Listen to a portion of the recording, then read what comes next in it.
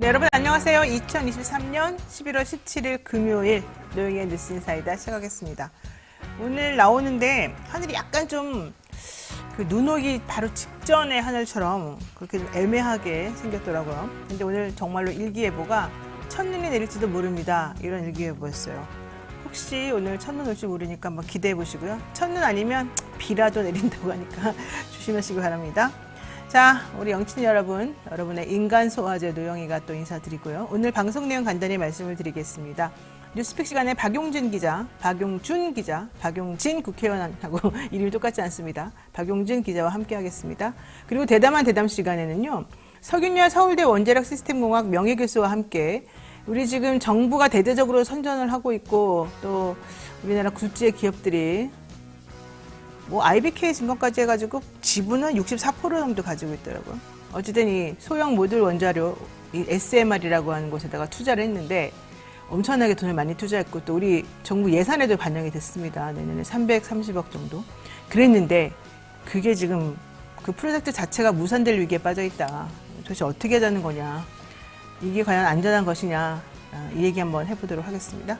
그리고 매주 금요일에 만나는 강철 이빨 김종대 전 의원과 현재 지금 돌아가고 있는 한반도 상황, 또 대한민국 대통령 지금 또 외국 나가셨는데 어떤 성과를 가지고 오실지 어떤 기대를 해봐야 될지 한번 살펴보는 시간 갖도록 하겠습니다. 생방송 중에 궁금한 점 있으시면 언제든 댓글 남겨주시고요. 노영의 뉴스 인사이다 본격적으로 시작해보겠습니다.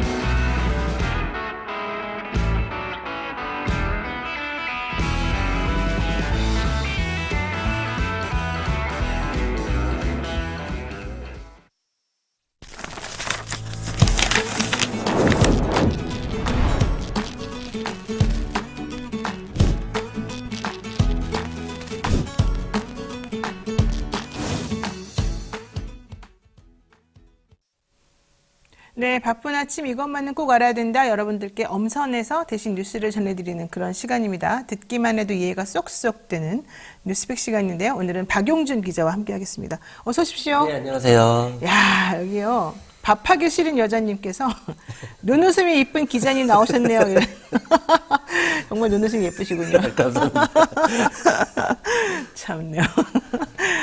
GLJB1HG3FD님. 눈이 많이 내리네 이러시는데 어느 지역이신데 눈이 많이 내릴까요? 참 첫눈을 지금 맞이하고 계신 건 아닌가 생각이 듭니다. 박용진 기자님. 네. 첫눈 오면 누구랑 같이? 없죠? 가족과 함께. 가족과 함께. 알겠습니다. 하긴 또 가족의 또 성실한 가장으로서. 자, 첫 번째 이슈 보겠습니다. 이렇게 훈훈한 이야기가 오고 갔습니다만 첫 번째 뉴스는 별로 썩 좋은 건 아닙니다. 네. 예, 땡윤 뉴스 공영방송 KBS가 확 바뀌었습니다. 정부의 유리한 뉴스들이 전면 배치되면서 KBS 뉴스만 보면 그야말로 태평성대가 열렸습니다. 1980년대 전두환 대통령 시절에 땡전 뉴스에 빗댄 땡윤 뉴스라는 우스갯소리까지 나오고 있습니다. 야, 이거 너무 앞에 이거 잘 썼는데요. 누가 그야말로 KBS 뉴스만 보면 그야말로 태평성대다. 야, 진짜 안 그래도 땡뉴스라는 우스갯소리 계속 나오는데 이렇게까지 정부 친화적인 그런 기사만 골라가지고 내는 것이 사실 공영방송의 역할인가? 상당히 이상합니다. 예. 참 씁쓸함을 감출 수 없는데요. 네. 15일자 이제 KBS 뉴스9 첫 보도를 보면은 미국발 훈풍을 자른 경제 뉴스입니다. 미국의 금리가 떨어질 수 있다는 기대감에 코스피가 급등했다는 내용입니다. 박장범 신임 앵커는 매달 대출이자 갚느라고 고생하는 분들에겐 좀 희망적인 뉴스가 있어서 첫 소식으로 골라봤다고 소개했습니다. 네, 미국 금리가 떨어질 수 있다는 기대감에 코스피가 급등을 했다. 근데 그 연관관계가 매달 대출이자 갚느라고 고생하는 분들을 위해서 전해드리는 거라고요? 참네요. 네, 계속 하세요. 예. 다음 뉴스도 이제 택지 공급으로 전국 5곳에 주택 8만 호, 좀 사실 8만 호면 좀 작은 거거든요. 네, 이게. 되게 작은 의미도 없다고 뭐 엄발의 오줌 누기 뭐 이런 얘기도 하던데. 근데 이제 8만 호가 공급돼서 이제 뭐 좀 좋아질 거다 이런 식의 내용으로 이제 정부 발표를 담았고요. 또 그다음은 또 북한 도발과 한미 동맹의 대응, 그다음 또 윤석열 대통령의 경제 외교 이렇게 좀 여권 지지율에 유리하거나 아니면 보수층에서 호응할 만한 보도 이런 게 바로 이어졌습니다. 그다음에 또 김건희법이라고 또 알려졌죠. 이제 개식용 금지 법안을 정부가 마련했다. 이걸 또 단독 보도 이렇게 해서 담았습니다. 이게 뭐 단독 보도할 만한 가치가 있나요? 개식용 금지 법안 예전부터 계속 얘기가 됐었던 거고 김건희 여사 자기 이름 넣어가지고 하는 것이 맞냐 또 이런 논란까지 있는 것인데 뭐 이것도 단독 보도라고 하면서 참네요. 이게 뭐 중요하죠. 물론 개식용 금지 중요하긴 한데 이게 어느 정도인지 모르겠네요. 자. 정권에 불리한 뉴스는 그러니까 빠지고 계속 정권에 유리한 것만 그 초두의 내보냄으로 인해서 이 대한민국이 정말 잘 돌아가고 있구나 이렇게 느끼게 만들었다는 거죠. 그러니까 이게 이번에 김명수 합참의장 후보자가 이제 결국 사과했거든요. 네. 근데 이제 그 내용은 정작 뒤쪽으로 빠졌어요. 또 여당 지도부랑 혁신위원회랑 지금 갈등을 빚고 있는데 이 내용도 뒤로 후반부에 편성됐고요. 맞아요. 어제 속보가 하나 떴어요. 내가 딱 봤더니 김기현 대표가 인류왕과 만난다. 이게 속보더라고요. 김기현 대표 지금 엄청 화났습니다. 인류한 위원장에게 약간 경고성 멘트를 지금 날리고 있는 중이에요. 야, 내가 대표야, 당대표야. 네가 비대위원장도 아닌데 왜 이런 식으로 당을 흔들어놔? 우리 험지 출마 이런 게 어딨어? 이런 얘기하는 것 같은데. 자, 어쨌든 그러니까 논란이 되고 중요한 정치 이슈 같은 거, 뭐 사실관계 같은 거 다 뺐다 이런 얘기고요. 야권에 불리한 뉴스들만 계속해서 내보내고 있다 이런 얘기인가 봐요. 아예 지난 14일에는 또 윤석열 대통령으로 시작을 했습니다. 그러면서 이제 윤 대통령이 개인 투자자 손해를 막기 위해 공매도 금지가 불가피하다고 밝혔는 내용인데요. 또 대통령 해외 순방 일정이 민생 경제를 위한 거다. 이런 윤 대통령의 발언이 또 꼼꼼하게 담겨 있습니다. 그러니까요, 이게 그 정권이 언론을 장악하게 되면 뉴스의 질이 달라지고 내용이 완전히 달라지고 사람들을 이끌어 나가는 방향이 완전히 달라진다. 지금 이걸 우리들에게 그대로 지금 보여주고 있는 거 아니겠습니까? KBS는 그럼에도 불구하고 내부적으로도 지금 계속 갈등을 겪고 있는 것으로 얘기가 되고 있는데 그런 얘기는 사실은 하나도 없는 거죠. 결국 이제 기자협회도 지금 비판하는 성명을 냈거든요. 네, 이제. 맞아요. 지금 뭐 게시판 난리 났다 이런 얘기는 뭐 우리가 다 익히 알고 있는 거지만 내부에서도 그 내부 구성원들이 지금 이게 무슨 짓이냐. 박민 사장이 도대체 누구에게 무슨 의도로 사과를 한 거냐. 그 사과의 내용이 뭐냐부터 시작해가지고 지금 그 안은요, 여러분 정말 전쟁을 하고 있는 중입니다. KBS 각 라디오 시사국이 제작진들이 다 있거든요. 제작진들 지금 거의 다 반기 들고 나서고 있는 상황이기도 하고요. 예. 아이고. 그 KBS 38기 이제 기자 14명이 이제 2011년에 입사한 이제 기자들이거든요. 네. 이게 따로 성명을 냈습니다. 이런 경우는 사실 뭐 그렇게 흔한 경우는 아니고요. 그래서 그 KBS 사장이 대국민 사과를 했는데 그 대국민 사과의 그 기준이나 이유가 뭐냐. 그렇죠. 그걸 이제 네. 그러면 내부 구성원 동의를 뭐 어느 정도 구하거나 그런 부분이 전혀 없이 이제 근거가 없이 이제 이게 이루어졌다. 이런 부분에 대한 이제 회사 측의 정확한 입장과 해명을 요구했고요. 네. 그리고 뭐 아까 말씀하신 것처럼 지금 이번에 폐지가 확정됐다는데 이제 KBS 더 라이브 게시판에는 그 폐지 반대 청원이 올라와 있고 또 1,000개가 넘는 무려 1,000개가 넘는 민원이 올라와 있습니다. 그렇군요. 그래도 이번에 박민 사장 바뀌고 제일 행복한 사람이 오세훈 죄송합니다. 오세훈 시장 아닙니까? 생태탕, 이른바 생태탕 기사에 대해서 사과를 해가지고, 뭐 늦었지만, 잃어버린 소가 돌아오진 않지만, 그럼에도 불구하고 어쨌든, 알겠다. 고맙다. 이런 얘기를 한 거죠. 네. 자, 어떻게 될까 잘 모르겠습니다. 결과론적으로 지금 야당에서는 계속 공세를 늦추고 있지 않지만, 해결이 될지 모르겠습니다. 지금 그 KBS 시청자 상담실 자유 게시판 얘기도 지금 계속 하고 있는데요. 어떻게 될지 지켜보죠. 우리가 한번 지켜보도록 합시다. 자, 이번에 헌법재판관 후보자 관련 얘기 좀 해보겠습니다. 윤석열 대통령이 헌법재판관 후보자로 정영식 대전고등법원장을 지명했습니다. 헌재가 중도 보수 우위로 재판될 것이라는 전망이 나오고 있습니다. 네, 계속 얘기하세요. 그냥 예, 쭉쭉쭉쭉. 정영식 후보자는 사법연수원 17기로 서울구와 서울대 법대를 졸업했습니다. 네. 연수원 수료 이후 수원지법 성남지원 판사로 임관해 대법원 재판연구관, 서울구법 부장판사, 서울행정법원 수석부장판사, 서울회생법원장 등을 지냈습니다.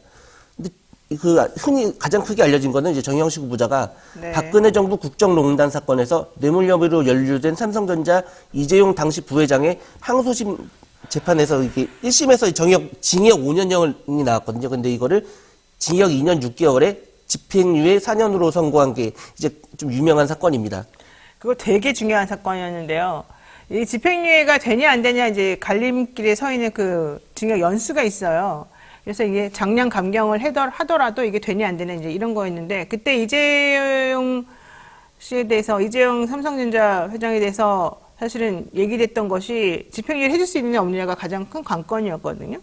근데 징역 5년을 깨고 징역 2년 6개월을 맞춰가지고 집행유예를 해줬단 말이에요. 이거는 정말 노골적으로 삼성을 봐주게 한 거, 특히 이재용 당시 부회장을 봐주게 한 거다.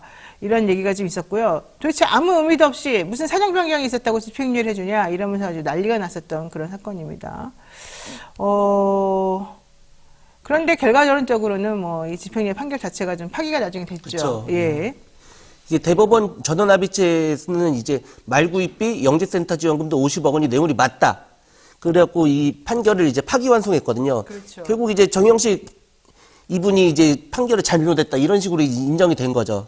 그런데 또 반대로 한명수 전 총리에 대해서는 또 엄청나게 또 세게 때렸더라고요.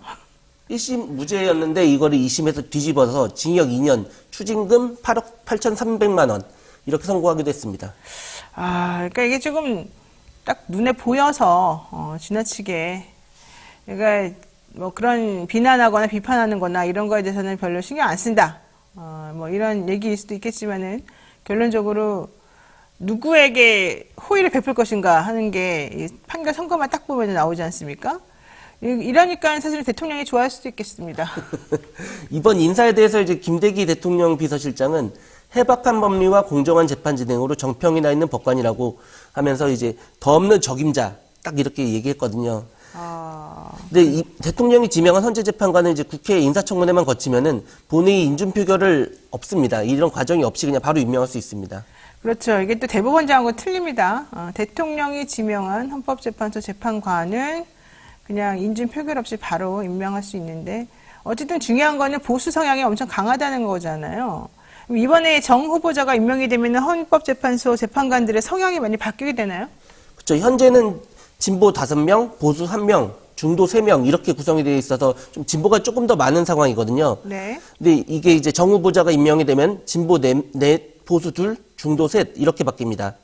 또 나머지 6명도 좀 이번 정부 좀 내에서 계속 하나씩 바뀔 예정이라서 차츰 이제 중도 보수로 헌재가 채워진다 이런 얘기가 나오고 있습니다. 네, 지금 유남석, 이윤혜, 김기영, 문형배, 이미선 이런 분들은 진보적인 색채를 조금 띠고 있는 진보적인 성향을 가지고 있는 재판관으로 얘기가 되고 있고 이종석 재판관은 완전히 보수.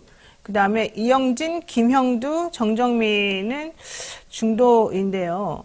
중도로 분류가 되고 있습니다만은 이제 이렇게 되면요, 이 중도로 분류된 사람들이 정권이 보수 정권이 되게 되면 보수적인 성향으로 바뀝니다.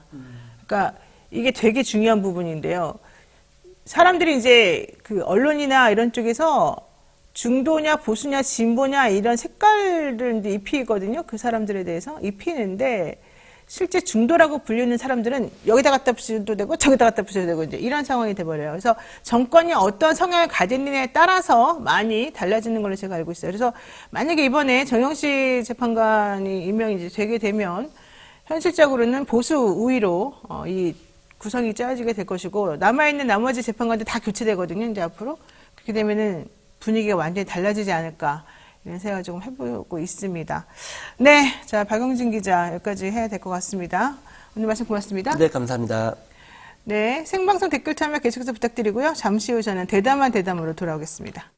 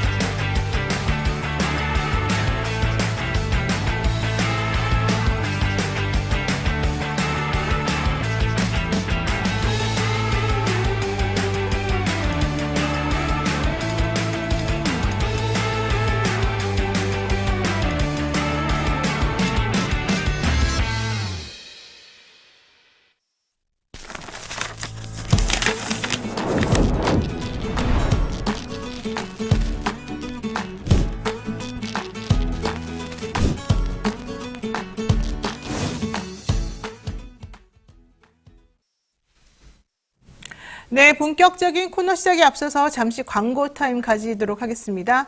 지금 여기에 공수렁님이 광고 좀 하세요. 사람 많은 방인데 빨리 하세요. 뭐 얘기하시는데 감사드리고요. 예.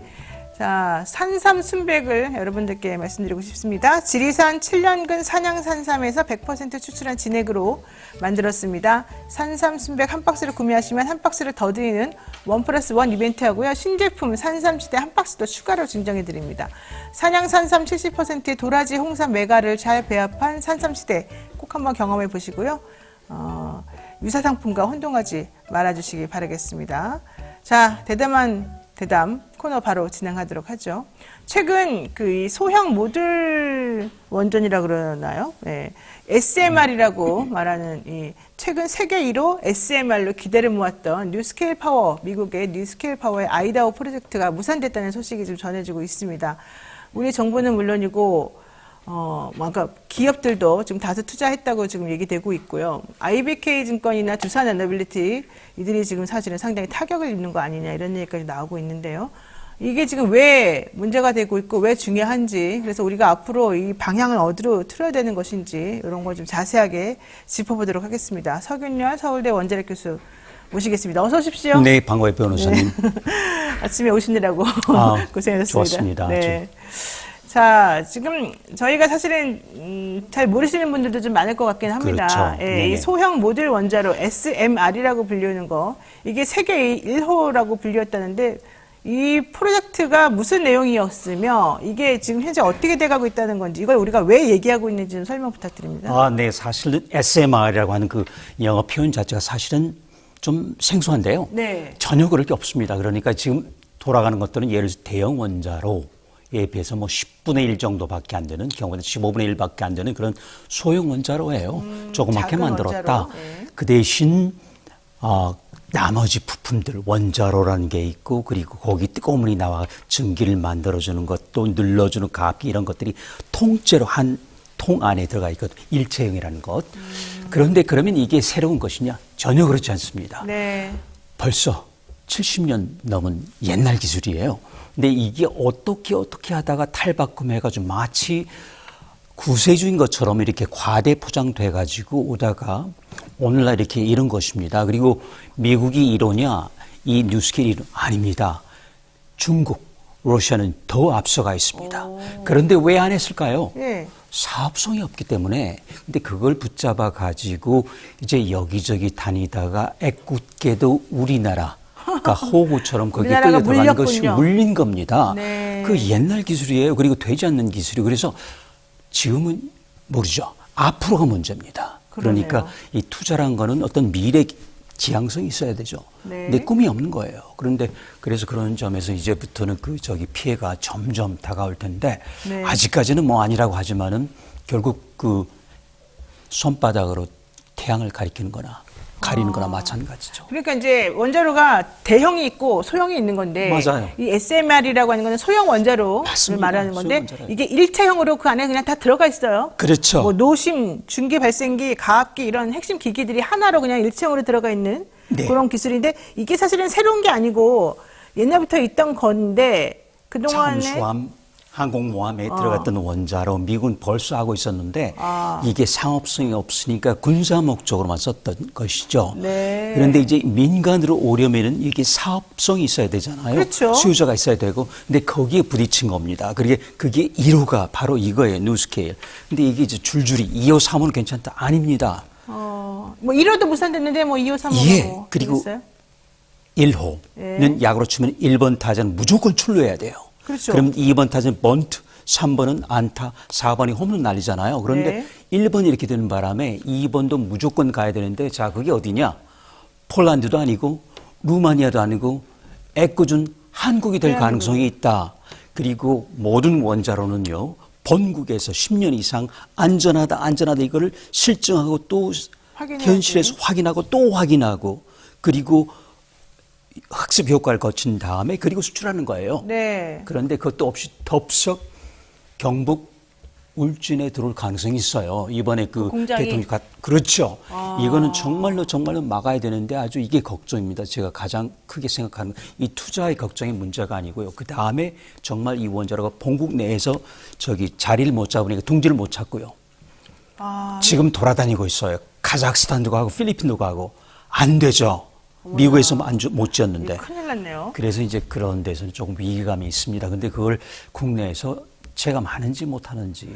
아니 우리 대통령이 원래 원전 사업에 관심이 많으시잖아요. 그렇죠. 그래서 지금 야심차게 맞습니다. 대통령 된 다음에 집중해서 하고 있는 게 바로 이 사업인데. 그렇죠. 저기 뭐죠? 후보자 시절에 벌써 그 후보자부터. 원자력 연구원에 들어서 이제 그 저희 그 소형 모듈 우리나라도 있습니다. 네. 그런데 그것도 못했어요. 그 이유는 정작 사업성. 국내에 사업자가 나타나지 않는 거예요. 예. 사우디아라비아 안 되죠. 그래서 결국 실패했거든요.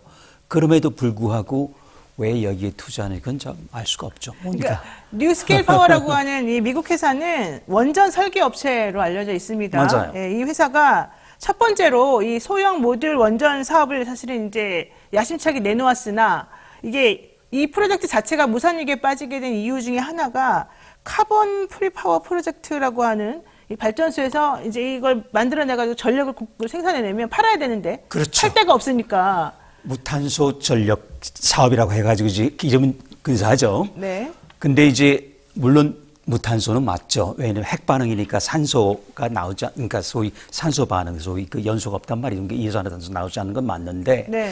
자, 그러면 수요자가 있어야 될 거 아니에요. 그렇죠. 자, 그러면 이게 웬만한 수요자들이 몰려들지 않습니다. 왜냐하면 복잡하기 때문에 그리고 아직 입증되지 않았기 때문에 그래서 찾아간 게 저기 그 산골짜기 우리로 치면 깡시골, 유타, 네. 아이다호 이쪽에 가니까 이제 그쪽은 아직 그 정보에 어두우니까 약하죠. 네. 그럼에도 불구하고 30몇 개 업체 중에서 10개가 빠져나가고 약속된 약정 출력. 그러니까 예를 들어 지금 뭐 400메가와트가 넘는 걸 지으려고 한다면 7개, 6개를 모아가지고요. 최소 80%는 수요자를 찾아야 되는데 겨우 모은 게 120메가와트 그러니까 3분의 1도 안 되는 거예요. 그렇죠. 근데 그마저도 빠져나가려고 하는데 약속이 하나 있었어요.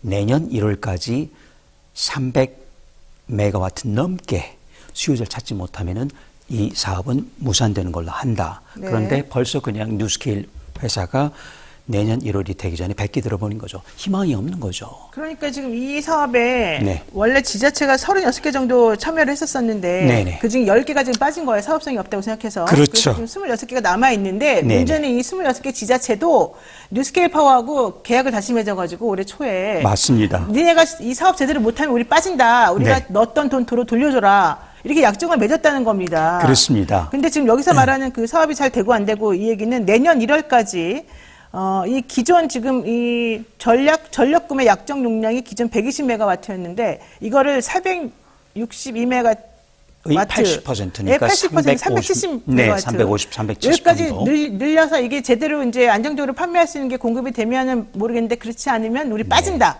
지금 맞아요. 이렇게 됐다는 거잖아요. 왜냐하면 그쪽에서도 위기의식을 느낀 거죠. 그래서 이걸 그렇죠. 집어넣었습니다. 그런데 역시나 거기에 빠져든 거고 뉴스케일이 먼저 100기를 든 겁니다. 이게 지금 원래 기존 원전을 소형화하고 냉각 펌프가 없는 모습으로 설계가 됐던 것인데 뭐 맞아요. 특별하게 바뀐 건 없었다 뭐 이런 얘기도 네, 있고요. 그렇죠. 테라파워라고 하는 게 원래 빌 게이츠가 투자한 건데 거기도 그거는 마찬가지. 더 심각한 겁니다. 거기도 그거는 마찬가지. 이제 물도 아니고 액체 금속을 쓰는데 그리고 이제 작게 하다가 이게 그 보통 왜 원자로가 커졌을까요? 크게 해야지 그 규모의 경제를 맞추는 겁니다. 그렇죠, 그렇죠. 그런데 이제는 반대로 가는 거예요. 그 이유는 안전해 보자. 또 저기 뭐죠? 폐기물을 줄여 보자. 그리고 건설 기간 단축해 보자. 건설 공사 기간 또 그리고 건설 비용 단축. 근데 이 네 가지 어느 것도 맞추지 못하는 게 계속 눈독이 좀 불어나고요. 네. 그러면 이거는 작게 갈 이유가 없었던 것이죠. 그러니까 그렇죠. 아주 작게 또 다시 키우기 시작하는 거예요. 그러다가 테라파워는 굉장히 키워가지고 이제 더 이상 소용이 아닙니다. 그러니까 그 명분을 다 잃어버린 것이죠. 근데 우리나라 대통령 이 6개월 전에 미국 방문했을 때 이거 되게 좋다. 그렇죠. 너무 그때 좋아하시면서 예산 네. 투입하겠다고 얘기했고 그렇죠. 실제 산업부도 그래서 내년 예산을 맞습니다. 엄청나게 올려놨습니다. 그렇죠. 근데 이렇게 된다는 거 무슨 말인지 모르겠네요. 그러니까 그게 그 언론이 또 띄우기 시작하는데 이거는 네. 먼저 미국 언론이 그렇게 띄웠거든요. 왜 그랬을까요? 자, 이거는 기술에서 사업으로 뛰어넘어가야 돼. 그렇죠? 그 기로에 서 있었어요. 자, 그러면은 회사는 돈을 못 벌지만은 초기 투자자들은 돈을 버는 거예요. 그렇죠. 그리고 빠지는 거죠. 그렇죠. 예, 예. 상장을 했습니다. 작년에요. 그리고 빠지는 거예요. 그게 언제 나타났느냐? CFO, 재무 담당 최고 책임자가 자기 주식을 다 팔았어요. 두산에너비를 들어가니까 주가 오르잖아요. 그렇죠. 싹 팔고. 그러니까 주가가 11달러 했던 게 연초에 지금 얼마인지 아세요? 2달러. 1달러 8센트로 내려갔어요. 3달러로 더 내려갔죠. 그건 3달러 이제 조금 전 이야기고요. 곤두박질 친 거죠. 그다음 어떻게 되죠? 그냥 휴지 쫓기는 거죠. 뭐. 그런데 어떻게 2호, 3호 사업이 있을까요? 그거는 정말 다 죽었는데 아니야. 난 조금 더 살 수 있어. 궁색한 별명이죠. 안 되는 거예요. 2호, 3호란 건 어딘 줄 아세요? 폴란드하고 루마니아예요. 그쪽은 유타주보다 훨씬 더 많은 정보를 갖고 있고 또 한 가지 네. 이게 원자력만 있나요? 신재생, 태양광, 풍력하고 지금 벌써 발전 단가가 2배가 넘어요. 그런데 이게 운전에 들어갈 그때쯤 10년, 20년인데 그때 되면은 아마도 5분의 1, 6분의 1, 7분의 1로 떨어지겠죠. 그러면 누가 5배, 6배 발전 단가가 높은 걸 누가 사겠습니까? 그렇죠. 안 보여요? 아니, 그러니까 지금 말씀 들어보니까 그게 문제인 거죠. 너무 괴로운데. 네네. 2029년까지 한 호기당 77메가와트의 소형 원자력 모듈을 6대 설치하기를 원래 생각을 했었었는데, 목표를 맞아요. 잡았었는데, 네. 이게 원전 설계를 자주 변경을 하다 보니까 이 비용이 엄청나게 늘어났고, 그렇죠. 발전 비용이 50%가 넘게 지금 늘어나면서 그렇죠. 사업이 다 무산될 위기에 빠져 있다, 이런 얘기인 겁니다. 그런데 그거는 이제 시작에 불과하고요. 아, 그건 또 시작에 불과하다. 경험이 많은 웨스팅하우스 같은 회사 보면은요, 지금 그렇지 않아도 그렇게 그 혁신 개념이 전혀 없는 것도요, 기본적으로 3배, 4배, 5배가 들어가요. 프라마톰, 프랑스도 그랬고요. 그러면 어떻게 되죠? 회사가 넘어가는 거예요. 그러네요. 그래서 웨스팅하우스가 파산했고요. 그래서 프라마톰이라고 하는 프랑스 회사가 파산을 했어요. 네. 그래서 보세요. 일본이 여기 투자했나 보세요. 안 했죠. 안 했습니다. 왜 그랬을까요? 일본은 벌써 웨스팅하우스를 샀던 회사거든요. 그리고 망했거든요. 아, 일본은 전혀 투자를 안 했습니다. 그걸 우리가 반면 교사했어야 되는데 뭔가 콩짝깍지가 씌었든지 아니면 대통령 주변에 누군가 그 원전, 친원전주의자가 있었겠죠. 네. 그게 눈이 가려진 거예요. 그러니까 진실을 못 본 거죠. 어떻게 대통령이 원자로를 알겠습니까? 제게 전화 한 방 했으면 제가 설명드렸을 텐데 참 아쉽습니다. 지금 늦었죠. 정말 그렇습니다. 예, 어쨌든 이 SMR 개발 건설 비용이 대형 원전보다 오히려 훨씬 더 높더라. 지금 벌써 높아졌어요. 예, 그리고 그 공사비가 너무 커가지고 미국 같은 경우에는 웨스팅하우스 아까 말씀하신 그 회사 아예 파산해버렸다고. 대형인데도요. 네, 대형인데. 10조 원을 넣고 취소해버렸다니까요. 10조 원을 넣고? 네. 2개를 지으려다 그게 AP1000이란 건데 이거보다 최소한 3배, 아, 예. 4배 큰 거. 에도 불구하고 똑같아요. 모듈화돼 있고 공장에서 만들고 용접되어 온다. 그런데 보니까 이게 안 되는 거예요. 그래서 결국은 이게 선전했던 모든 것들 공장에서 만들고 일체형해서 그냥 현장 조립한다. 네. 이게 되지 않는 거예요. 그래서 보글에서는 그냥 10조 원 넣고 털어버렸고요. 그다음에 조지아에서 결국 궁여지책으로 지금까지 아마 15조 원 넘게 들어갔거든요. 15조면 우리나라로 치면은 무려 3개를 지을 수 있는 거 가지고 겨우 하나가 지금 돌아갈까 말까. 근데 그걸 죽일 수가 없는 거예요.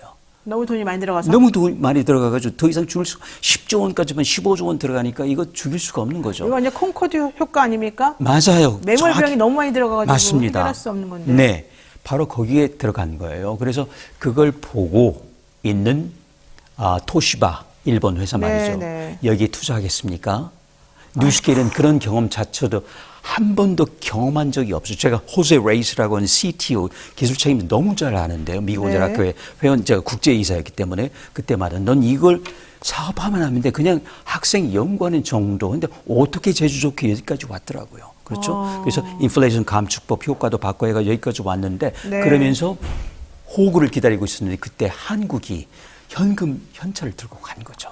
그래서 지금 현재 아마 우리나라가 투자한 게 2,800억 원인데 물론 우리나라 경제 규모로 볼 때 별거 아닐 수도 있지만 우리나라가 스스로 해도 부족할 만한데 왜 남의 나라에 가가지고 이렇게 투자를 하느냐. 그리고 결국 이렇게 지금 유타에서 지금 해제됐잖아요. 네, 해제됐어요. 네. 그러면은 삼성물산도 같이 물어줘야 됩니다. 아, 이게 보통 문제가 아니라고 이걸 그냥 숨기는 거예요. 그래서 이제 2억이 3억에 2억, 네. 3억 사업의 기대를 웬걸요. 그게 폴란드 로마니아인데 하겠습니까? 자, 우리 변호사님 할 것 같아요? 우리 정부에서는 이거를 혁신형 소형 모듈 원자로라고 하면서 네네. 이 원래 R&D에서 다 깎았는데 여기에 대해서만 엄청나게 지금 이 투자 비용을 늘렸어요. 그래서 올해 네네네. 원래 예산이 38억 7천만 원이었는데 내년 예산은 332억 8천만 원으로 760%나 올렸다 이런 얘기가 지금 있어요.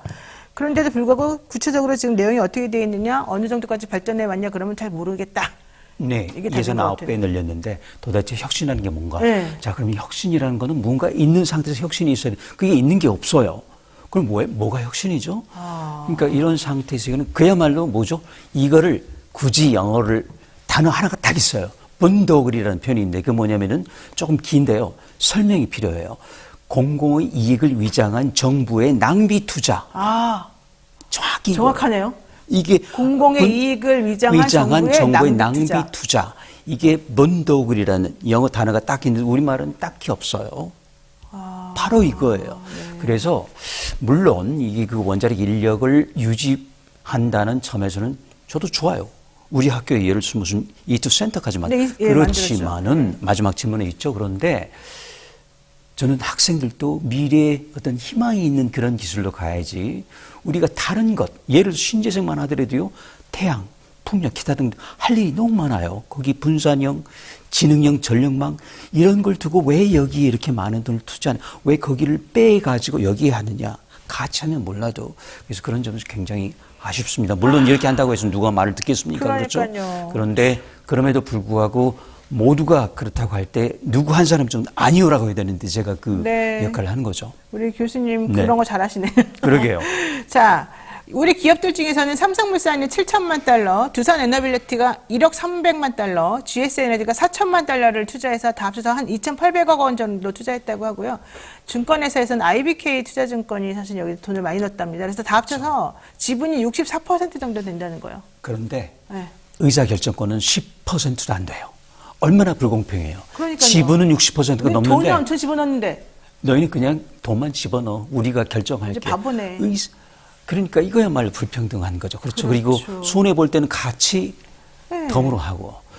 그러니까 누가 이런 조건을 걸었는지 이게 모르죠. 한 왜 이렇게 미간의 불공정한 계약을 체결했죠? 경제 안보 체제는 큰 틀 아래서 했다면 그래도 그렇죠. 네. 이건 아니죠. 아니 근데 이해가 안 되는데 지금 교수님 말씀만 들어보면 사실은 좀 너무 비상식적이고 말이 안 맞아요. 되는 것 같은데 그러면 우리나라 기업들도 처음에 잘 뭣도 모르고 집어넣었다고 치더라도 이제 빠져야 되잖아요. 근데 물어보니까 안 빠진다던데. 빠질 수가 없죠.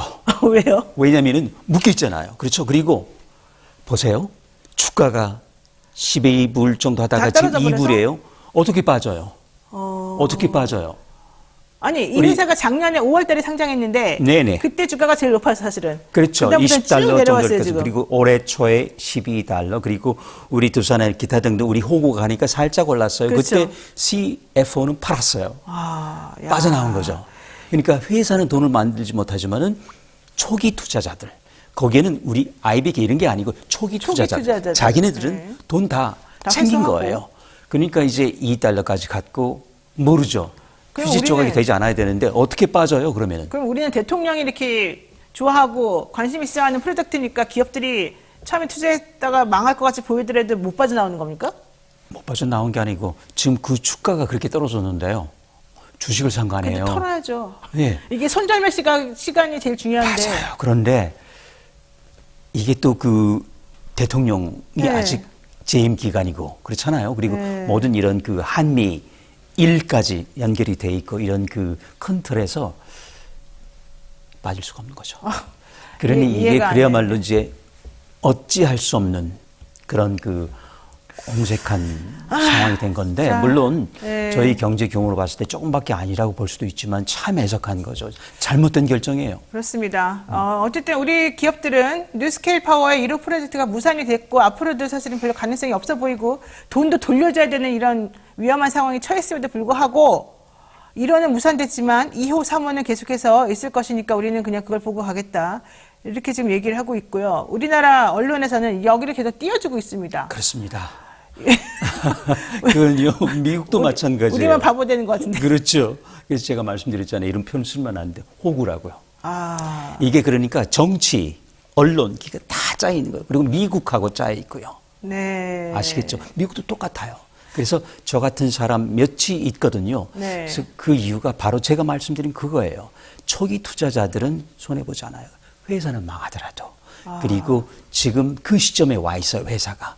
아까 말씀드렸죠. 지금 어떤 원자로 혁신을 한다. 새로운 게 나와서 그러면 설계를 하죠.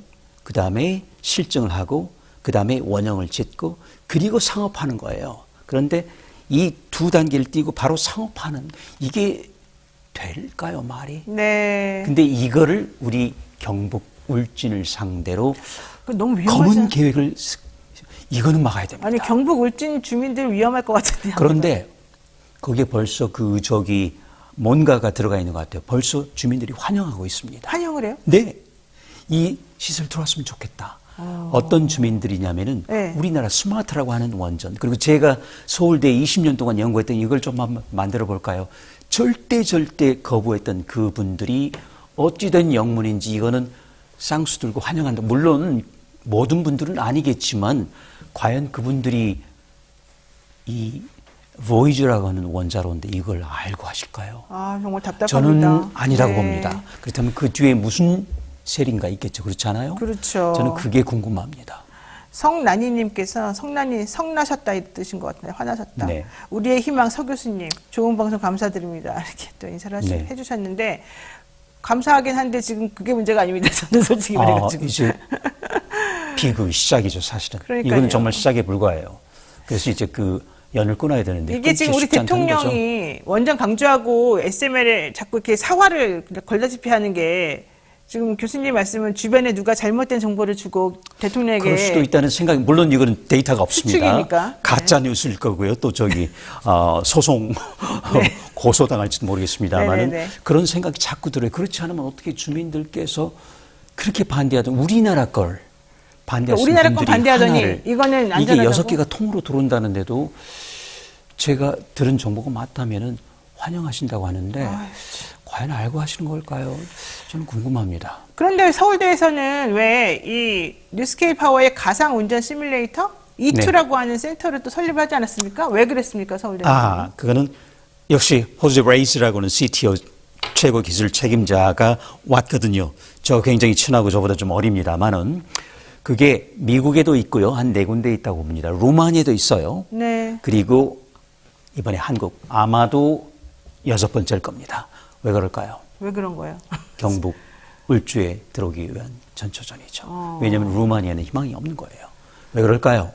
거기만 하더라도 원자력을 구제한다고 하면은 러시아가 있잖아요. 그러네요. 중국도 있잖아요. 네. 그리고 러시아, 중국은 미국보다 SMR 소형로가 훨씬 더 발전돼 발전돼 있어요. 있죠.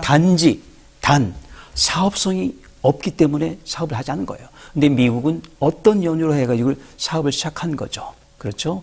왜냐하면 대형에서 밀리고 있으니까. 네. 그런데 좀 아주 안타까워. 그래서 저는 그렇게 생각을 해요. 그렇다고 해서 뭐 저는 서울대 제 모교이기도 하지만 그리고 얼마 전까지 가르쳤지만 그리고 지금 명예교수입니다. 어떤 분들은 명예에서 잘려도 그렇지 않습니다. 제가 학과에서는 잘릴지 모르겠는데 본부에서는 그대로 있습니다. 그러니까 좀 믿어주시고요. 네. 그 학교에 가는 건 학생들 교육 정도는 괜찮아요. 연구 괜찮습니다. 근데 이게 사업은 아니라는 거죠. 박상록님께서 원전 마피아들 때문에 큰일인데요 이렇게 말씀하셨는데 진짜 솔직히 말하면 원전 마피아라고 불리는 분들이 있어요? 잘 모르겠습니다. 저도 그 중에 한 사람일걸요. 그런데 알겠습니다. 저는 마피아는 아니고요. 소피아라고 하는 회사를 가진 적이 없습니다. 그래서 저는 핵 소피아입니다라고. 알겠습니다. 자, 강원희님께서 울진 주민들 600명 갑상선암 소송 중입니다. 이렇게 말씀하셨는데 만약에 이것도 연결관계가 있고 인간관계가 있다 그렇죠. 그러면 정말 끔찍한 일입니다. 그렇죠. 자, 하나 여쭤보겠습니다. 이제 좀 정리를 마지막 질문이 될 것 같은데 후쿠시마 오염수 관련 내용 요즘 좀 조용한데요. 솔직히 저는 이게 되게 불안하고 무섭습니다. 이게 폭풍전야입니다. 폭풍 폭풍전야. 전야. 예. 지난달 초에 일본 대마도 시의회가 이 고준위 방사성 폐기물 처분장을 건립하겠다 이런 식으로 좀 얘기를 하고 있는데 이 건립하겠다는 장소가 우리나라 부산에서 50km밖에 안 떨어진 곳이라면서요. 맑은 날에는 보이는 거 아시죠? 아, 맑은 날에 다 보입니까? 보여요. 네. 아유. 그러니까 일본보다 우리나라에 더 가까워요. 그러네요. 근데 거기 세운 건 뭐죠?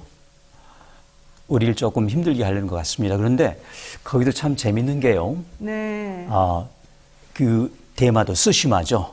섬 사람들이 상당 부분 환영한다고 해요. 그 이유는 그러면서 경제 활성화 기타 등등 해가지고. 아이고.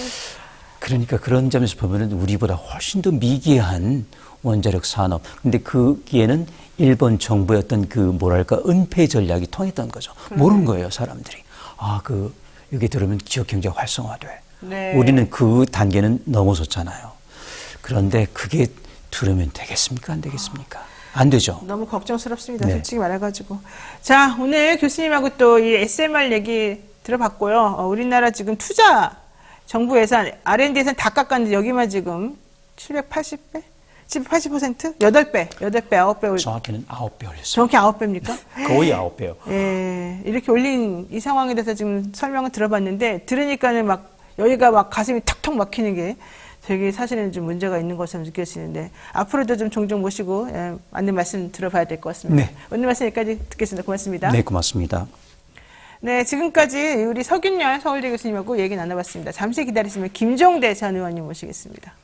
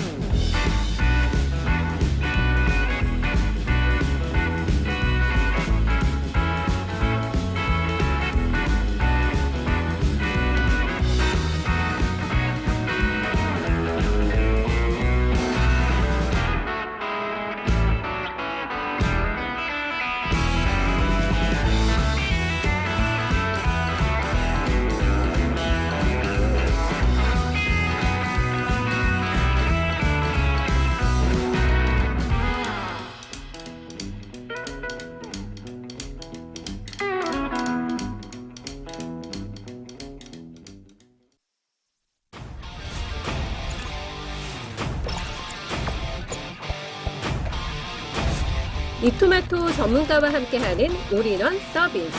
주식 투자 교육, 주식 종목 추천, 주식 투자 방법. 장 시작부터 마감까지 라이브 온 에어 실시간 생방송. 현명한 투자를 위한 투자 교육과 투자 방법. 이토마토가 여러분과 함께하겠습니다.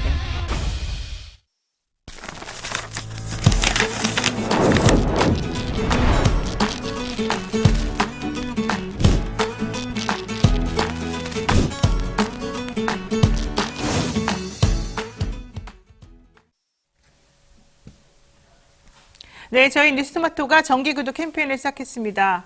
뉴스토마토는 올해 창간 8주년을 맞이해서 제2창간을 선언을 했고요. 지난 2월에 타블로이드 판형을 변경했습니다. 그리고 데스크 실명제, 영상뉴스 강화 등 새로운 시도를 지금 선보이고 있습니다. 최근에는요, 더 많은 독자를 만나기 위한 준비도 마쳤는데요. 이번 기회에 뉴스토마토를 구독하신 분들께는 통통물 30% 할인, 토마토 계열사 컨텐츠 70% 할인 등 다양한 혜택도 드리기로 했습니다. 자세한 것은 유튜브 제목 아래 더보기란이나 라이브 채팅창 메뉴에 캠페인 참여 방법을 참고해 주시면 되겠습니다. 영신 여러분들 많은 참여 부탁드리고요. 뉴스 인사이다가 잘 되려면 뉴스 토마토가 잘 돼야 된다. 뭐 다 아시겠죠? 예, 감사드립니다. 자, 계속해서 이야기 나누도록 하겠습니다. 급박하게 돌아가는 한반도 안보 상황, 또 뭐 정계 상황, 뭐 정말 얘기를 안 할 수가 없는데 이분하고 얘기를 나눠봐야지 좀 정확하게 정리가 되더라고요. 김종대 전 의원 모시겠습니다. 어서 오십시오. 안녕하십니까? 네. 김종대 의원님 오랜만에 뵈니까 더 반가워요, 괜히. 글쎄요, 우리는 안 보면 죽지 궁금해요. 못 살아요. 정말 궁금하고, 예, 아우, 혹시 뭐 어디 아프신가 이런 걱정도 되는데 그런 건 아니죠. 건강합니다. 예, 전혀. 뭐 건강에 유감이신 것처럼 말씀하시는데. 뭐 전혀 안 그렇습니다. 네, 예. 알겠습니다. 자, 우리가 지금 우려할 만한 상황이 한두 가지가 아닌데 간단히 한번 얘기를 해볼게요. 뭐 이건 우려할 상황은 아닙니다만 어제 나온 뉴스 중에 하나가 이 대통령의 장모가 네. 예금잔고 증명서를 위조해가지고 네. 실형을 선고받았어요. 처음에는 뭐 무죄였다가 처음부터 이제 유죄였죠. 그래서 징역 1년을 선고받았는데 네. 1심에서 1년 선고받으면서도 구속은 안 됐어요. 법정 구속은. 그러다가 2심에서 작년 7월 달에 역시 똑같이 1년 선고받으면서 들어갔습니다. 이제는 법정 구속이 됐습니다. 그리고 보석 신청은 어제 같이 기각이 됐고 대법원에서 상고한 다음에 3개월 만에 지금 이제 그냥 확정이 딱 돼버린 거거든요. 근데 그 양형이 너무 부당하다 이러면서 또 사실은 최은순 씨가 상고를 했던 거였는데 뭐 이런 종류의 상고는 받아들여지지 않는 게 당연한 거라서 저희는 좀 예상했습니다만 대통령의 장모가 피고인으로서 1년이라고 하는 실형을 선고받고 확정 판결이 됐단 말이에요. 근데 우리 대통령은 야당 대표가 피의자라는 이유만으로 만나기도 싫어하시던 분인데 자, 이 상황 어떻게 보십니까?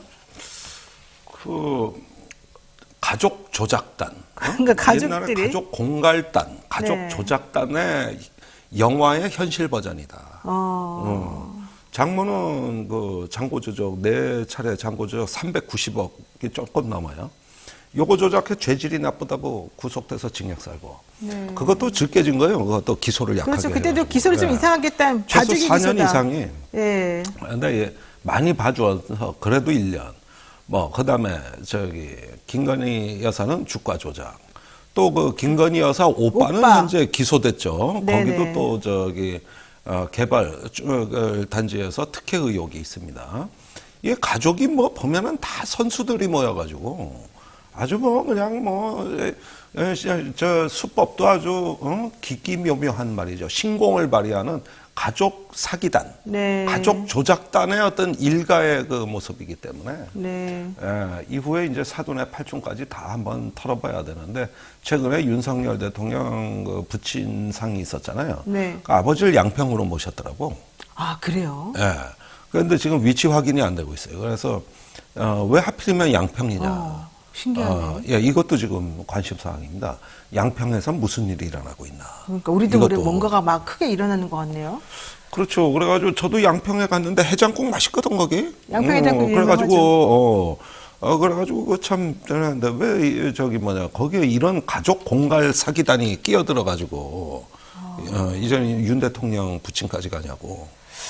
모르겠습니다. 자, 계좌에 수백억 원이 있는 것처럼 은행잔고 증명서를 위조한 혐의로 재판에 넘겨졌던 윤석열 대통령의 장모 최은순 씨 대법원에서 징역 1년 확정 판결을 받았고요. 대통령은 이 관련해서 장모가 사기를 당한 적은 있어도 누구한테 10원 한 장 피해 준 적은 없다.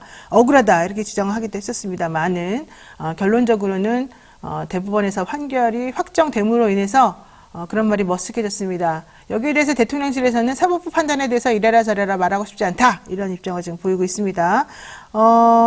통장 잔고 증명서 위조 등의 혐의, 즉 사문서 위조 및 동향사죄로 장모 최 씨가 1년을 선고받았는데요. 2013년 4월부터 10월까지 4차례에 걸쳐서 총 349억 원가량의 저축은행에 예치된 것처럼 잔고증명서를 위조한 혐의가 인정이 된 것입니다. 어떻게 그거 조작할 생각을 다 할까? 그러니까 우리는 상상도 얼마나 못하죠. 그 앞에 그 큰 이권이 있으면 그래. 얼마나 그 저기 뭐냐 먹을 게 있었으면 그래. 저런 것까지 조작할까? 한 번도 아니야 4번. 그러니까 4번이나. 4번이나. 진짜 아주 간이 배 밖으로 나왔어요. 지금 진짜. 장모님은 확정 판결 받았고, 그다음에 처남이라 그래야 되나요? 뭐, 처남이죠. 예, 그 사람은 지금 기소가 됐고, 네. 또 부인은 주가 조작으로 계속해서 검찰에서 뭐 수사받고 있고, 봐주었고. 네. 그러니까 이거 뭐 가족 공갈단입니다. 이거. 예. 아주 뭐 저기 이거 가족의 어떤 가업이잖아요. 아니 그렇게까지 말씀하시는 거는 아니 이거 부동산 너무- 주가 조작, 너무 세게. 그다음에 네. 뭐 이거 개발, 네. 그러면서 돈도 많이 벌었어요. 그러니까 엄청 그리고 부자신데. 책임은 다 동업자한테 떠넘기고, 돈도 많이 벌었어요. 이게 가업 아닙니까? 모르겠습니다. 그렇게까지 저희는 지금 그렇게까지 그냥 잠깐 의견을 아니, 살짝 요즘 내가 말씀하신 방송 걸로. 나오면 삐 소리 하는 진행자가 많아. 김어준도 그러더만. 저도 한번 해볼까요? 삐삐삐삐. 삐 소리 하는 사람들이 네. 많아요. 자, 다른 이슈도 보겠습니다. 윤석열 정부의 언론 압박이 갈수록 거세지고 있는데요. 방송통신심의위원회가 MBC와 KBS 등 뉴스타파의 보도를 인용한 방송사에다가 1억 4천만 원의 과징금을 부과했는데 네. 정작 뉴스타파에 대해서는 아무것도 하지 못하고 있습니다. 자, KBS 박민 사장의 행보도 매우 지금 이상하다 얘기 듣고 있습니다. 취임 직후 혹은 취임 대기 전부터 뉴스 프로그램 진행자들이 그냥 줄줄이 사퇴하고 있고 줄줄이 나갔어요. 프로그램이 폐지가 되고 이거 어떻게 봐야 되죠? 글쎄 홍익표 원내대표가 5.16 혁명 같다 그랬더라고요. 그래요? 다시 또 9시 뉴스는 땡윤 땡윤 뉴스로 뉴스가 됐다는. 돌아갔죠. 네. 아마 윤석열 대통령에 대한 어떤 동정 보도가 폭증을 하는 것 같고, 그다음에 어떤 한미동맹 확장 억제력, 그다음에 뭐 정상 외교 이런 걸 이제 앞순서로 쭉 올리는 거거든요. 네. 근데 이런 부분에 대해 가지고 우리가 언론에서 좀 냉철하게 봐야 될 게 뭐냐 하면은 보도할 수도 있습니다. 앞순서에 할 수도 있는 거고. 근데 그거는 본인들의 자유라고 치더라도 문제는 뭐냐 하면은 그 정상 외교가 지금 아무 내용이 없어요. 아, 예를 내용이 들면 없다.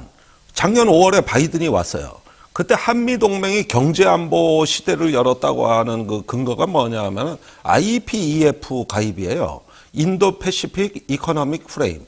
그래서 저기 그 인도 태평양 인도태평양. 경제 프레임에 네. 우리나라가 가입해서 미국, 일본과 함께 이 4개국 그 동아시아 벨트를 경제 만들어서, 만들어가지고 하겠다는 거죠. 이제 경제를 안보로 한다 그랬거든요. 그 작년 5월이고 이게 제일 큰 뉴스였다고. 그거의 내용이 뭐예요, 그래서? 지금까지 한 개도 성과나 발표된 게 없어요. 한 개도 없다고. 특히 그 중에서 바이든 대통령이 제일 강조했던 게 디지털 그 프로토콜. 일종의 디지털의 현지화, 그 다음에 디지털의 어떤 규칙, 이런 걸 만드는 어떤 그 미래 차세대 5G, 6G 얘기한 게 있거든요. 오늘날까지 표준화 뭐 규격화된 거 한 건도 없어요, 한 건도. 그러니까 저기 매년 가서 뭘 발표를 하고 뭘 이랬는데 네. 최초라고 사상 최초라 그랬는데 1년만 지나면 사라지고 없어요. 그러니까 지금 IPEF에 나온 뉴스가 뭐 있어? 한 개도 없거든. 저는 뭐 들어본 역사가 없습니다. 없습니다. 그다음에 치과 반도체 과학법, 그다음에 IRA 인플레 감축법이 있었잖아요. 근데 지금 이게 대중관계에서 어느 정도 통제력을 발휘하는지 아무도 몰라. 우리는 그것 때문에 배터리, 반도체 공장 미국에 다져주는데. 그러니까요. 그런데 막상 이 통제 체제는 뭘 하는 통제 체제인지 모른다 이게. 그게 무서워서 다 해줬거든. 다 해줬거든요. 그러니까 이제 와서 생각을 해보니까 작년 1년간의 동맹 외교라는 게 개털이라고. 그러니까 이게 뭐 내용이 없는 건데. 우리가 사실 우려를 하긴 했죠. 우리가 뭐 그때 또 전혀 아무 말도 안 하고 잘 될 거라 생각한 적은 없잖아요. 솔직히 말해가지고. 네. 근데 그게 정말 현실화가 됐다는 게 더 끔찍한 일인데. 그렇죠. 다 말이죠. 그러니까 큰 걸 잃어버리고 푼돈 벌면 그걸 9시 뉴스에 내보내는 거예요. 야, 그러면 이번에 시진핑 주석을 만나냐? 안 만나요. 그러니까 기시다만 7번 만났다 얘기 나오고 시진핑 주석과 만나는데. 만날까가 관심이다 이런 얘기만 나와요. 아니, 가기 전에 대통령실이 뭐라 그랬냐? 중국에서 긍정적으로 검토하고 있다. 그러니까 중국이 우리를 만나고 싶어 한다. 근데 이 아닌 얘기예요. 거예요? 아니, 왜 중국이 우리를 만납니까? 여태까지 면전 하나 되고 막말을 얼마나 많이 해댔는데. 그랬죠. 중국 오래가는 나라에 한 번 삐짐이 나란 10년 가요. 아니, 그런데 아니. 중국의 문제가 아니라 우리가 잘못한 거 아니에요? 솔직히. 그런데 올해 네. 여름에 중국이 우리한테 통보한 4대 불가가 결정타였어요. 그게 뭐냐면 이제 참다가 4대 불가를 발표했는데 네. 한국이 미국, 일본하고 협조해서 중국을 고립시키지 말고 대만을 현상 변경하지 말고 그리고 중국하고 긴장이 되면은 한국이 이게 네 번째가 제일 중요한데 북한에 대해서 전혀 주도권을 발휘하지 못할 것이다. 이건 최후 통첩이었거든. 그러네. 그대로 아무 조치도 안 했습니다. 그렇죠. 그럼 이제 끝난 거예요. 단절입니다. 그런데 이제 요즘은 미국이 중국하고 친하게 지내니까 아쉽거든. 그러니까 우리가 너무 나갔거든, 그동안에. 그러니까 이걸 다시 회복을 시키려고 보니까 이제 에이펙 정상회의 출범 전에 중국도 우리를 만나고 싶어 하고 조율 중이라 그랬거든요. 갔더니 조율은 그냥 아무것도 없는 거야. 근데 왜 자꾸 기시다를 왜 만나는 거예요? 그러니까 한영에 조율해주세요. 나 불러. 왜 자꾸 기시다만 만나요, 그러면? 만날 사람이 없으니까. 아, 그런 거예요? 거기밖에 없으니까.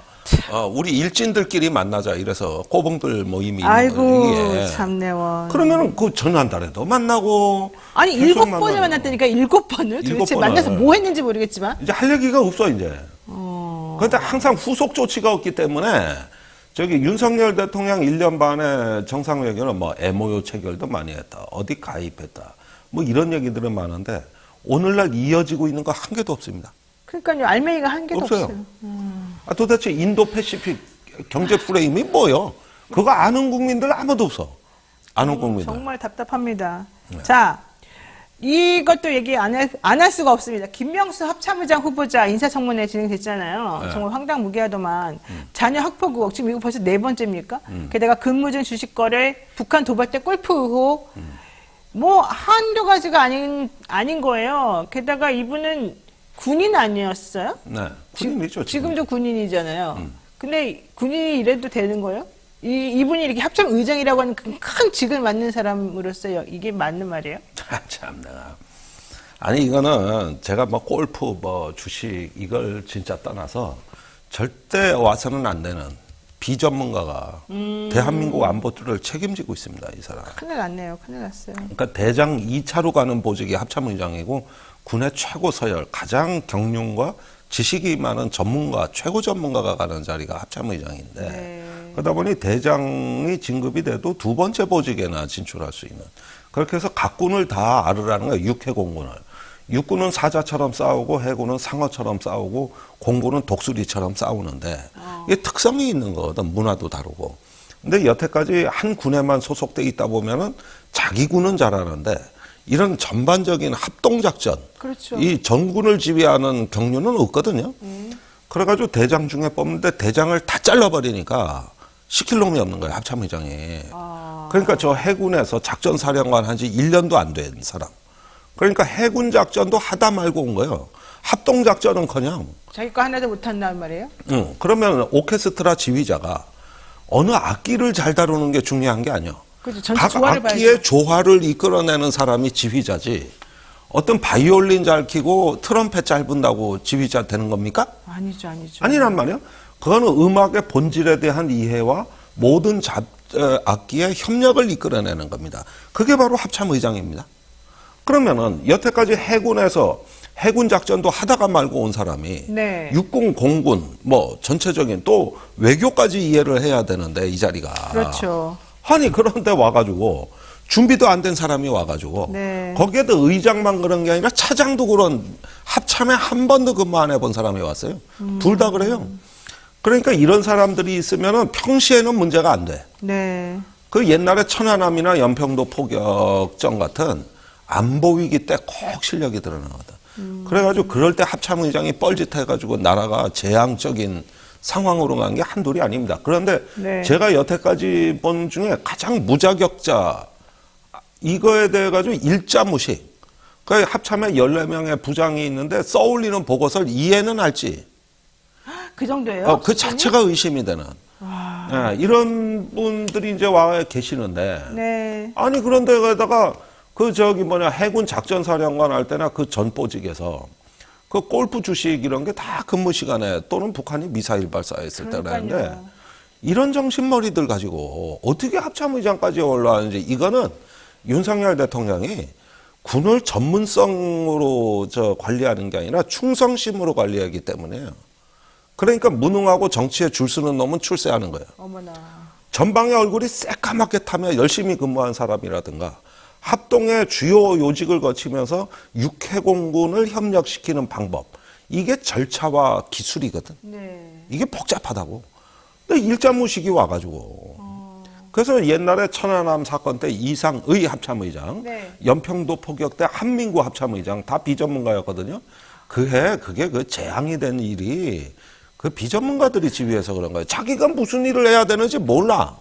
합참의장이 뭐 하는 자리인지 모른단 말이야. 아이고, 예. 아유 정말 듣고 있으니까 괴롭네요. 진실의 번님 아침마다 진짜 힘드네요. 이러시는데 정말 그렇습니다. 상완희님께서 또 격려의 또 말씀 보내주셨습니다. 감사합니다. 자, 김종대 의원님한테 또 여쭤봐야 됩니다. 해병대 수사 외압 의혹 사건 네. 이거 지금 거짓말했다는 게 지금 드러나고 있습니다. 네. 국방부 장관을 밀착 수행하는 군사보좌관이 이 해병대 사령관에게 이 최상병 순직 사건 관련해 가지고 지침을 줬다. 근데 원래는 부인했었거든요. 수사 의뢰 대상 줄여라 이런 지침이 나갔다 그러니까 우리가 그런 적 없다. 누가 넣고 누구 빼라 이런 얘기한 적 없다. 이렇게 말했었는데 결론적으로 아니었다. 거짓말했다. 이게 나왔거든요. 무슨 말입니까? 아니 그러니까 네. 여기 그 군사법원에 제출된 이게 문자 메시지가 군사보좌관하고 해병대 사령관 간에 8월 1일 날 주고받은 거예요. 이게 이제 법원에 냈죠. 네. 내가지고 증거로 돼 있는 건데. 네. 그 여기 보면은 이 지휘 책임이 있는 사람은 그냥 징계로 빼지 뭔 수사냐 이렇게 하고. 참요. 그 다음에 명확하게 혐의가 있는 사람만 하라는 거거든요. 이렇게 되놓으니까 당연히 그 여단장, 사단장은 빠지는 거예요. 지휘 책임이라는 건 사단장, 연대장을 얘기하는 거예요. 그런데 징계로 처리하라는 건 수사 대상에서 빼라는 얘기예요. 이렇게 아주 이 이상 분명할 수가 없는데 어제 전하규 대변인이 이걸 갖고 기자들이 질문하니까 여기에 줄이라는 단어는 없었다. 그러니까 무슨 말이냐, 언론에 혐의 대상자를 줄이라는 문자 메시지가 발견됐다 그랬는데 요 문자 메시지에 줄이라는 단어는 없었다는 거지. 이게 지금 국방부 입장이거든, 이게. 아니 이게 줄이라는 내용이 아니면 뭐가 줄이라는 얘기야. 다 빼라 그랬는데. 그러면은 지휘 책임으로 징계하는 것으로 하고, 그러니까 징계하는 것으로 한다는 거는 수사를 받지 말게 하자는 거니까 요건 빼라는 말도 없고 줄이라는 말도 없지.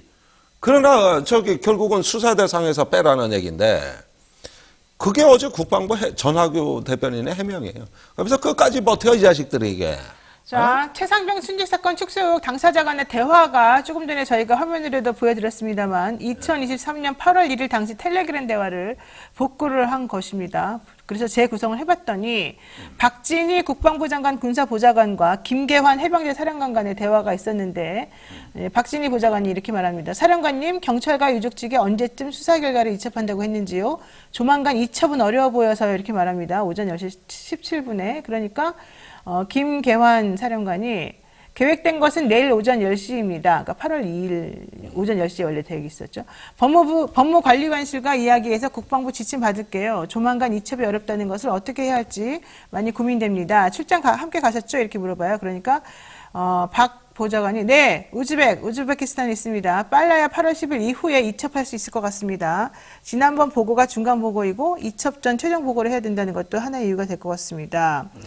그러니까는 이제 김계환 사령관이 위험성이 많은 부분이라 법무관리관과 수사단장 이야기하고 있습니다. 이렇게 얘기를 했고요. 지금 박 보좌관이 아니 수사단장은 법무관리관 개입을 부정적으로 보고 있는 것 같습니다. 이거 되게 중요한 부분이거든요. 이 부분이. 네. 수사단장은 법무관리관 개입을 부정적으로 보고 있는 것 같습니다. 이렇게 말하면서 확실한 혐의자는 수사 의뢰. 지휘 책임 관련 인원은 징계로 하는 것도 검토해 주십시오. 바로 이게 그러니까 핵심이라는 거죠. 아니 자기가 뭔데 누군 징계로 하고 누구는 수사로 하고. 보세요. 확실한 혐의자는 수사 의뢰하되 지휘 책임 관련 인원은 징계만 해라. 수사 의뢰하지 말고. 그러니까 근데 사단장이 확실한 혐의자라고 이번 사건은. 너무 현장에 가서 직접 지시하는 게 사단장이니까. 네, 그때 다 나왔잖아요. 근데 저렇게 지휘 책임이라는 걸 분리하는 이유는 뭐냐 하면은, 박정훈 대령이 보기엔 다 혐의자인데, 그런데 지휘 책임에 대해서는 별도로 이렇게 징계로라는 뜻은 뭐냐 하면, 지휘관 책임은 묻지 말라는 거거든요. 그렇죠. 그거를 법무관리관은 또 이렇게 번역을 해서 전달했어요. 현장에 있는 지휘 현장 책임자만 하시고 그리고 지휘 책임이 있는 것에 대해서는 하지 말라고 아예 노골적으로. 그러니까 박정훈 대령이 반문을 해요. 사단장은 빼라는 얘기 아닙니까? 그렇죠. 그러니까 유재훈 법무관리관이 대답을 못 하죠. 못 하는 거예요. 아니 그러니까 밑에서는 듣기에 사단장을 빼라는 얘기로 들리니까 그럼 사단장 빼라는 얘기냐? 그걸 확인하는 거죠. 이러면은 대답을 못해 또. 그렇죠. 대답 못하지. 그걸 어떻게 대답하겠어요? 그래서 그냥 이첩했어요. 그래서 그냥 이첩한 거예요. 요런 거요. 요게 외압이 아닌 것처럼 외압을 넣으려고 하니까 말을 꽈배기처럼 배배 어쨌든 꽈가지고. 그 단어는 없네요. 없어요. 그 단어는 없네. 없죠. 그러니까 이렇게 국방부가 지금 버티고 있는 거예요. 이게 버티고 있는 거라고. 좋겠습니다. 어쩜 이렇게 살살살 잘 피해가지고. 아니 그럼 내가 예컨대 여기 방송에 나왔는데 노영희 변호사 말이야 질문이 샤프하지가 못하고 퀄리티가 떨어지고 말이야 뭐 이렇게 얘기를 안 하고 어째 방송 진행이 좀 그렇습니다. 뭐 질문 좀 좋은 거 좀 하시고 뭐 이러면서 내가 이랬다. 그런데 막 노영희 변호사가 뭐라 그러는 거야. 뭐 저를 공격하신 거여서 나 그런 말 한 적 없다. 방송이 개판이라 그랬지 내가 노 변호사가 언제 개판이라. 이런 식의 이러다 보면은 이제 네. 어떻게 되느냐. 네. 전쟁 나는 거예요 이제. 노 변호사하고 나하고는 의절을 하는 거라고 이제는. 그러네요. 예. 이게 말을 무슨 이렇게 해야 합니까? 지휘를 하려면 똑바로 하는 거지. 분명하게. 예. 김연기고 아니면 아닌 거지. 그러니까 이제 어느 순간인가부터 그 워딩이 들어가냐 안 들어가냐가 가짜 뉴스냐 아니냐 뭐 이런 걸 그냥 바뀌어버렸다고 생각하는 게 맞겠네요. 이 말장난이지. 말장난 너무 많이 하는 거 진짜. 제 말을 이렇게 타락시키면 안 되죠. 말을 타락시키면 안 돼요. 자, 대통령 얘기 안 할 수가 없는데 에이펙 정상회의 대통령 너무 순방 자주 간다. 도대체 몇 번씩 가는 거냐. 맨날 예산 없다 그러면서 이쪽 예산은 지금 이미 넘어섰다. 네. 대통령 왜 자꾸 나가시는 걸까요? 아니 에이펙 회의 들어오면 또 나가요. 이번에 영국 국빈 방문한대요. 그러니까 나는 그다음에 진짜 프랑스 간대. 다녀오셔서 뭘 하시는지 갔다 와서 뭘 했는지가 궁금할 정도인데. 아니 도대체 어느 정도여야 되는데 지금 저기 대통령 순방 예산을 다 써가지고 예비비 240억이 또 편성이 됐고 거기에다가 저기 프레스 센터 해외 순방 지원비 예비비 40억은 또 별도로 그것도 또 요구가 됐고 지금 돈 없어 죽겠다 그러는데 얼마나 펑펑 써제끼는지. 대통령실에서는 저렇게 말하잖아요. 순방이 곧 민생이다. 맞아요? 아니 그러니까 진짜 민생을 하려면 중국에 가야죠. 그러니까요. 지금 우리 경제의 모든 문제가 중국에서 발생하고 그다음에 마크롱 대통령, 독일의 숄츠 총리 다 중국 갔잖아요. 그러면서 지금 이 어떤 의제 관리를 하고 있는데 우리만 안 갔다고. 진짜 민생이면은 그걸 해야지 우리도. 당연한 거 아닙니까?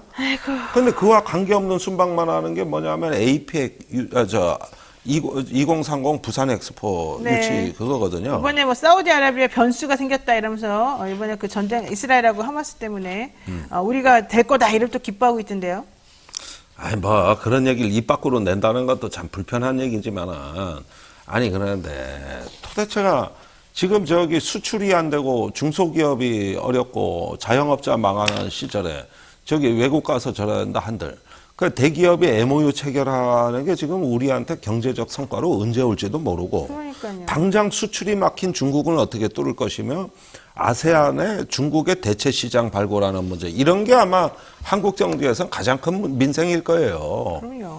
예, 지금 저기 한때 세계로 국력이 부채살처럼 뻗어나가던 대한민국이 어떤 그 성장하는 국가가 지금 축소 사회로 전환되고 있습니다. 네. 중국에서 한때 상해 교민이 2만 4천 명까지 됐고 3만 명 바라본다 그랬는데 지금 1만 명밖에 안 돼요. 다 돌아오는 거예요. 그러니까 그거 찰 수가 쭉쭉 없군요, 거기서. 우리가 700만 교민이 나가 있는데 이렇게 쭉쭉 나가 있던 그 교민들이 중국에 240만이가 있었는데 지금 다 돌아오고 있는 거죠. 그러면 어떻게 되느냐? 대한민국이 넓힌 경제 영토가 줄어드는 거죠. 저희 고등학교 교훈이 그거였어요. 세계를 뻗는 대원인이 되자. 세계로 뻗는? 세계를 뻗는. 지금 말씀하시는 세계를 뻗었다가 다시 돌아오고 있네요. 완전히 뻗어놓은 거 축소하고 다 귀어 들어오고. 그러니까 이게 이제 어떤 국가의 본성은 확장. 그 속에서 어떤 국민들의 생활권을 높인다는 거는 하나의 국가의 본성인데 예. 그것이 멈춘 겁니다. 그 시계가 멈춘 거예요. 그러니까요. 자, 지난 15일에 북한이 괌 미군 기지를 타격할 수 있는 중거리 탄도미사일 IRBM 고체 연료 엔진 시험을 성공적으로 진행했다고 보도했습니다. 북한 성공시켰어요? 이거는 무슨 의미가 있어요? 이거는 이제 중거리 미사일이거든요. 그래서 그 6,000km 이하가 중거리 미사일이에요. 6,000km가 6,000km 넘으면 대륙간 탄도미사일. 네네. 그러면 이제 괌을 타격할 수가 있고 또 뭐 오키나와 이런데 요코스카 이런 미군 기지, 필리핀 다 가능합니다. 근데 고체 연료라고 하는 거는 이제 신뢰성이 높은 또 경고 시간이 없죠. 연료 주입 시간이 필요 없으니까. 그러네요. 그때 연료 주입이 어렵거든. 이게 중거리 미사일은 우주로 가기 때문에 연료뿐만 아니라 산화제도 넣어야 되는 거예요. 우주에 공기가 없으니까. 그렇죠. 이 연료 계통하고 산화제 산화제가 계통이 있어야지만 이게 터지겠죠. 이게 네. 복잡해요. 그러다 보니까 실패 확률이 높아요. 근데 고체 연료는 그냥 앰플로 갖다 끼워버리면 끝나는 거예요. 그러면 연소되면서 쭉 나가니까 신뢰성이 높고 위험성이 없네. 사전 경고 시간이 없죠. 그러네. 그 발사 준비하는 징후가 안 보이니까. 네. 그래서 이런 부분들이 이제 있고 최근에 이제 러시아 지원을 받으면 정찰 위성 발사가 예견돼 있고 이런 것들로 해가지고 제가 보기엔 북한의 어떤 위협이 실존적 위협으로 바뀌고 있다. 실존적 위협으로 이거는 정치적 위협에서 이제는 실존적 위협으로 바뀌고 있다. 네. 윤석열 정부 와서 가장 빨라졌다. 그러니까요. 나는 왜 안보를 그렇게 강조하고 보수주의적인 색채를 그렇게 내뿜는 그런 체제 하에서 유독 안보를 우리가 계속 걱정해야 되는 상황이 벌어지는지 솔직히 너무 아이러니합니다. 북한의 핵실험의 80%가 보수 정권 때 있었던. 그러니까요. 미사일 발사도 그랬고요. 아주 날개도 친 듯해요. 진보 정권의 핵실험 2번 있었고 네. 보수 정권에서 4번 있었고. 그런데 왜 우리 윤 정부는 9.19 군사합의 효력 정지 어쩌고저쩌고 이거 계속해서 집착하고 있는 거죠? 그러니까 이제 우리나라 육군이 이 9.19 군사합의 때문에 일선 사단이 드론을 못 띄워요. 근데 대대적인 드론 사업을 하고 싶은 거거든. 이게 또 드론 사업 때문에 그런 겁니까? 그걸로 예산 쓸 수 있고 대대적으로 드론 사업을 하고 싶은 거예요. 그런데 9.19 군사합의랑 걸림돌을 치우고 싶은 거죠.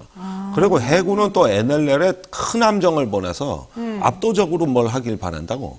근데 군사합의에 거기 평화수역이 정해져 있으니까 안 되거든. 그게 걸림돌인 거죠. 그러니까 뭐든지 간에 자기가 이 무기를 갖다가 증강시켜가지고 상대방한테 압도적인 우위를 보여주겠다. 이런 과욕이 부르는 겁니다. 그런데 우리가 드론 띄우면 북한은 드론 안 띄웁니까? 그러니까요. 북한엔 드론 없나요? 작년 12월 5일 날 5대 넘어왔는데 한 대가 용산 뚫어버렸잖아요. 네. 그 한 대를 못 잡아가지고 그 난리 못 났는데. 잡았잖아요, 우리는 그때. 그래가지고 그때 용산으로 들어왔을 때 대통령이 입양한 개 데리고 사진 찍고 있었잖아. 맞아요. 뚫린 그때. 줄도 모르고, 집 머리 위가 뚫린 줄도 모르고. 북한에는 드론 없습니까? 다 돼 있어요. 그럼 뭐 우리만 하면 북한 안 하나? 이건 상대적 게임입니다. 그러네요. 그러니까 이런 것, 어떤 군사적인 어떤 통제의 규범을 갖는다는 거는 서로 자제하자는 뜻인데 이 끈이 풀리면, 우리 접경 지역에 200만 주민이 사는데 앞으로 거기다가 연쇄적으로 판문점 합의까지 무력화되면 대북전단, 확성기, 무서워요. 연중긴 전쟁터에 손한 거지 그게 우리 200만 국민들 불안해서 어떻게 삽니까? 그러니까요. 진짜 좀 제발 좀 그냥 생각나는 대로 말하거나 생각나는 대로 행동하지 말고 좀 전체적인 큰 그림을 보고 우리 국민을 안심시키는 방향으로 했으면 좋겠습니다. 마지막 하나 여쭤볼게요. 네. 정의당 지금 비대위가 지난 14일 공식 출범했거든요. 그렇습니다. 그리고 비대위원장으로 김준일 변호사가 지금 나오고 있어요. 근데 김준일 변호사는 원래 민변 출신이기도 하고 방송 활동도 열심히 하고 있는 중인데, 자, 이분 이렇게 비대위원장 내세우고 어떻게 정의당 뭘 어떻게 하겠다는 겁니까? 앞으로 어떻게 된다고? 그런데 이번에 비대위는 총선하고 이미 상관없어요? 아니 상관이 있죠. 그러니까 이번에 비대위는 저번에 녹색당 등 다른 정당하고 합친다고 연계해가지고 선거정당을 만들겠다고 결의를 한 거를 실행하는. 실행하는. 그래서 딱 새로운 선거연합정당이 생기는 순간 여기는 생명 끝이에요. 비대위의 생명이 그러니까 길어봤자 2달이에요. 그러면은 이제 선거연합정당이란 건 뭐냐 하면은 김준우 비대위원장의 뜻은 1, 2번을 다 내주자. 비례 1, 2번을. 그러니까 정의당이 가져가지 않고 녹색당이나 네. 참여하는 정당한테 적절한 기준을 해가지고 다 내드리자. 일단 그래야 오실 거 아니냐. 욕심 부리지 않겠다 이거네요. 이렇게 해서 1, 2번을 줄지 13579를 줄지 그 룰은 모르지만 어쨌든 1번 이하 주요 당선권 보직은 다 드리겠다. 그리고 이제 반반으로 나누든지 이렇게 해가지고 저기 같은 당명으로 예컨대 뭐 기후정의당, 녹색정의당 뭐 이런 식으로 할 수가 있겠죠. 이렇게 해가지고 선거를 공동으로 치르고 네. 선거가 끝나면 각자 자기 자리로 돌아가라 이거예요. 이렇게 그게 하는 거예요. 좋은 전략이에요, 지금 보시기에? 아니 그런데 이거는 그 응급 상당히 생명이 위중한 환자의 마지막 산소호흡기 같은 역할이라고 봐야 돼요. 일단은 진보가 다시 부흥을 하기는 어려운 상황이에요, 지금은. 그러나 일단은 살려는 놓고 보자. 이렇게 해야지 이게 진보 녹색 기후정의 이런 것들 말하는 정당이 한국 사회에 없어진다는 거는 단순히 어떤 정의당뿐만이 아니라 한국 정치의 큰 상실이라고 보는 거죠. 그럼 앞으로 누가 이 얘기를 할 거냐. 예컨대 가덕도 신공항 여야가 지금 경쟁이 붙었잖아요. 서로 하자고. 그때 반대할 정당 하나는 필요해요. 저 가덕도 신공항이 엉터리라는 건 누구나 다 알아요. 그러니까요. 원래 기존공항 확장시키면 되는 거예요. 근데 선거 전략으로 여야가 다 개발안을 내놓고 경쟁이 붙잖아요. 이때 만약에 저기 진보 정당이 사라지면 우리나라 원내는 더 이상 아니라고 말할 수 있는 정당이 없어지는 아무도 없어지는 거네. 이런 의제가 한두 개가 아니겠죠. 그래서 노란봉투법도 이번에 그 정의당이 있어서 됐지만 정의당 없으면 안 돼요. 6석 정당이라 그러지만 의제를 거기서 계속 파이팅을 해주니까 민주당이 따라오는 거지.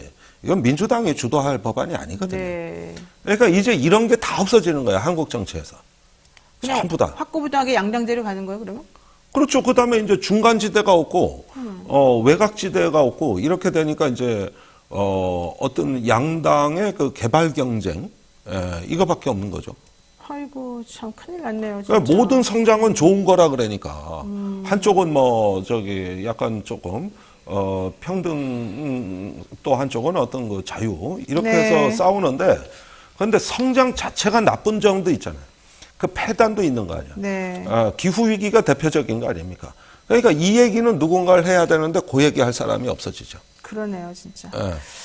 아이고, 참, 정치라고 하는 게 참 국민들을 답답하게 하는 게 사실은 요즘 현실인 것 같아서 좀 씁쓸합니다만 어쨌든 그래도 정의당 여러 가지 측면에서 노력하고 뭔가 좀 바꾸려고 하는 것 같긴 합니다. 아주 파격적인 양보가 있을 겁니다. 그래요. 예, 그래서 외부에 그러면 내드리겠다. 의원님도 좀 뭔가 활동하십니까? 거기서? 저는 비대위원으로 가 있습니다. 비대위원으로, 예, 대변인 맡으라대? 대변인으로. 예, 그래서 뭐 그렇게 할 수도 있겠다. 그럼 의원님은 비례번호로 가는 거? 아니, 비례는 이제 안 될 거냐? 지역구로 가는 거? 아니 어떻게 되는 비대위원으로 가는데 저는 비례 출마 못해요, 이제? 못하죠. 그럼 공천이- 그렇게 되면은 제가 네. 제 자리를 만드는 게 되는데 그러니까, 그건 그럼 도덕성 못해요? 문제가 있죠. 그럼 안 나가신다는 뜻인가요? 그러면? 아니 못 나가는 겁니다. 이거 맞는 순간 끝난 거예요. 비대위원 왜 했어요, 그러면? 이걸 하면은 뭐가 좋냐 하면은 네. 주변에서 찝쩍거리질 못해 이제. 제가 한 몇 군데서 압력을 받고 있거든요. 사실은 신당에 들어가실 거라고 얘기 많이 나왔었는데. 아니 거기도 이름은 올리고 있는데 네. 이걸 맡으니까 더 이상 찝쩍거리질 못하지요. 그렇군요. 그래서 방어막이 되죠. 알겠습니다. 네, 앞으로 정의당 상황 또 비대위로서 활동 한번 계속해서 여쭤보도록 하겠습니다. 지금까지 김종대 전 의원과 함께 얘기 나눴습니다. 고맙습니다. 감사합니다. 네, 노영의 뉴스 인사이다. 지금 계속해서 보고 계시고요. 믿을 수 있다 더 착한 보험, 건강보험, 차량보험을 더 저렴하게 만나보실 수 있는 전문보험 클리닉 업체인데 제가 어제 이 광고 관련해서 좀 문의했더니 여러분들께서 괜찮다, 좋다 말씀해 주셨습니다.